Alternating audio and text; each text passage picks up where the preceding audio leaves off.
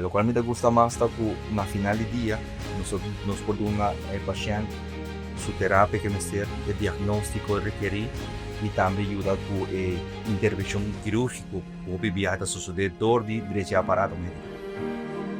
Amito Victor Gomes, Hospital Sempre Day. Nós fazemos calibração, chequeio, reparação,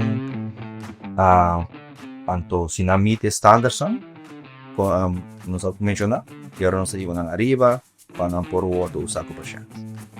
Well, o time nosso é dinâmico, tá unir, a dificuldade de trabalho também está requerir que o viajar nós está conversar com outro de problemática que nós topa e de solução também para conjuntamente nós chegar na uma solução e kennis com pessoa ou outro a haia, da hora que share de nós tudo.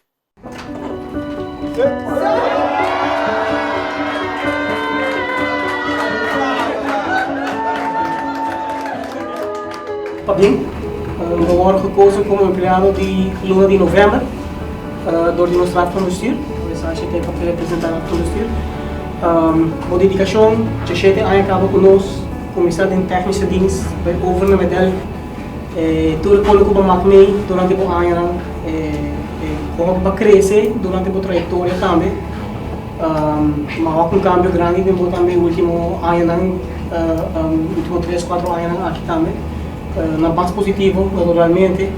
Sim, Victor é uma pessoa que dedica no nosso hospital, na nossa gênero. Sua dedicação também está na sua opleiding, onde constantemente está procurando manter o mais up-to-date com todo o aparato que é responsável por ele, que na final está brinda serviço grande aos pacientes. Victor está echt embodiment de nós sempre tem. Muito proud de achievement, de logro que eu logrei buscar por brindar minha oportunidade de ser empregado de Luna. De abrir porta e topa toda gente e dentro tá uma experiência shocking, não verwachte. Nunca me verwachte me ser empregado de Luna. Mas quizás meu trabalho maneto sempre e hoje em dia afia, o prova que tá tendo boa recompensa.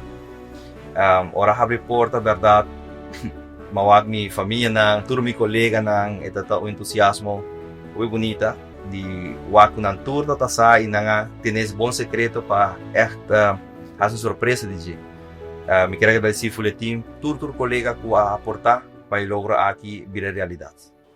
No sempre tem! No sempre tem!